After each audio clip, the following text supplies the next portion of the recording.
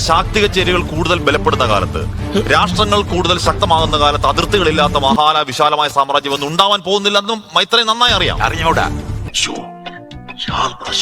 തന്നെ പോലുള്ള വിവരമില്ലാത്ത മാർക്ക് മാത്രമുള്ള നിലപാട്. അപ്പൊ താങ്കൾ ഇപ്പോൾ പ്രതീക്ഷിക്കുന്നു ഇന്ത്യയുടെ പാകിസ്ഥാനും അതിർത്തികൾ മായാൻ പോകുന്നു, അമേരിക്കയുടെ കാനഡ മെക്സിക്കോ അതിർത്തികൾ മായാൻ പോകുന്നു, വിശാലമായ സ്വർഗം ഉണ്ടാകാൻ പോകുന്നു താങ്കൾ വിശ്വസിക്കുന്നോ? ഞാൻ വിശ്വാസമൊന്നും ഉള്ള ആളല്ല, വിവരമുള്ള ആളാ. അപ്പൊ എന്ത് താങ്കൾ കരുതുന്നു? അറിയുന്ന ആളാ. താങ്കൾ കരുതുന്നു അങ്ങനെ സംഭവിക്കുന്നതല്ല, അതിനുവേണ്ടി ജീവിക്കുന്ന മനുഷ്യനാണ് ഞാൻ. അത് വെറുതെ ജീവിതമാണ്. ജീവിതം തന്നെ പോലുള്ള ഇതുപോലെ ഇങ്ങനെ വാചടിക്കുന്നവർക്കുള്ളതാണ്. നടക്കില്ല, അത് നടക്കില്ല. അത് ലോകത്ത് എന്നുള്ളത് തന്നെ പോലുള്ള മനുഷ്യന്മാരുള്ളിടത്തോളം കാലം നടക്കത്തില്ലെന്ന് എനിക്കും അറിയാം. അങ്ങയുടെ വിശാലമായ സ്വപ്നം മാത്രമാണ് സ്ഥിതി സമത്വം എന്ന് പറയുന്നത് പോലെ വിശാലമായി നടക്കാത്ത സ്വപ്നം മാത്രമാണ്. നടക്കാത്ത സ്വപ്നമാണെന്നുള്ളത് ഞാൻ തീരുമാനിച്ചോളാം. അത് ഇയാൾ എന്നെ പഠിപ്പിക്കൊന്നും വേണം.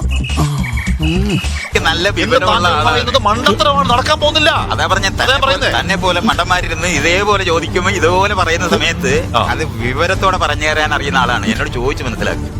അതെ, ആദ്യം നീ നന്നാകാൻ നോക്ക്, എന്നിട്ട് മതി സ്വയം നന്നാകുന്നത്. കേട്ടാ? ഈ മൈത്രേയൻ യാഥാർത്ഥ്യം എല്ലാവർക്കും അറിയാം. ആർക്കറിയാവുന്ന കാര്യമാണ്. തനിക്ക് വിവരമില്ലെന്ന് പറ. യാഥാർത്ഥ്യം അതിർത്തികളാണ്. എന്ത് യാഥാർത്ഥ്യം അതിർത്തികളാണ്. യാഥാർത്ഥ്യം ഇസ്രായേൽ പലസ്തീൻ യുദ്ധമാണ്. യാഥാർത്ഥ്യം ഇന്ത്യ പാകിസ്ഥാൻ ഫേസ് ഓഫ് ആണ്. താൻ അല്പമെങ്കിലും സ്വല്പമെങ്കിലും ബുദ്ധിയുള്ളവരത്തിനാണെന്നുണ്ടെങ്കിൽ തിരുവിതാംകൂറും കൊച്ചിയും തമ്മിൽ യുദ്ധം ചെയ്തിട്ടുണ്ട്. ഉണ്ടോ? ഇല്ല, ഇപ്പൊ ഇല്ല. അതുകൊണ്ട് അപ്പൊ അതുകൊണ്ട് ഇന്ത്യ അതിർത്തി അവിടെ പോയി. മൈസൂർ ടിപ്പു സുൽത്താനും കേരളവും തമ്മിൽ യുദ്ധം ചെയ്തിട്ടുണ്ട്. ഇപ്പൊ യുദ്ധം ഉണ്ടോ? ഇപ്പൊ ഇല്ല, ഇപ്പൊ യുദ്ധമില്ല.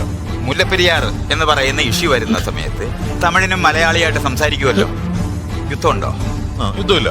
കാവേരിയും ആയിട്ട് ബന്ധപ്പെട്ട് വരുന്ന വെള്ളത്തിന്റെ കാര്യം വരുന്ന സമയത്ത് തമിഴ്നാട്ടുകാരും കർണാടകക്കാരും മഴകിടുന്നുണ്ടല്ലോ. യുദ്ധമുണ്ടോ? ഇല്ല. ഇവിടുന്ന് പഞ്ചാബ് വരെ യുദ്ധമില്ലാതായിട്ടുണ്ടോ? അങ്ങനെയാണ് യുദ്ധം പറയുന്നത്. ഇതെന്തും അറിയുമായും എനിക്ക് ഭ്രാന്തായി പോയതാണ്, അത് നാട്ടുകാർക്ക് മൊത്തം ഭ്രാന്തായ.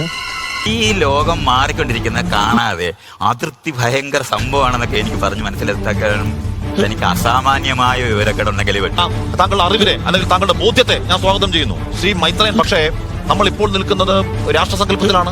ഇന്ത്യ എന്ന് പറയുന്ന ഒരു രാഷ്ട്രം എന്റെ രാഷ്ട്രമാണ്. അതൊരു മണ്ടന്മാരുടെ രാഷ്ട്രമാണെന്നുള്ളതാണ് മനസ്സിലാക്കേണ്ടത്. എന്തോ കുത്തി പറയുന്ന പോലെ എനിക്ക് ഫീൽ ചെയ്യുന്നുണ്ട് കേട്ടോ. ഇല്ല, എന്നാൽ ഈ രാജ്യത്തെ ഭൂരിപക്ഷം ആളുകൾ മണ്ടന്മാരെന്ന് താങ്കൾ പറയുകയാണ്. ഭൂരിപക്ഷം മണ്ടന്മാരാണ്.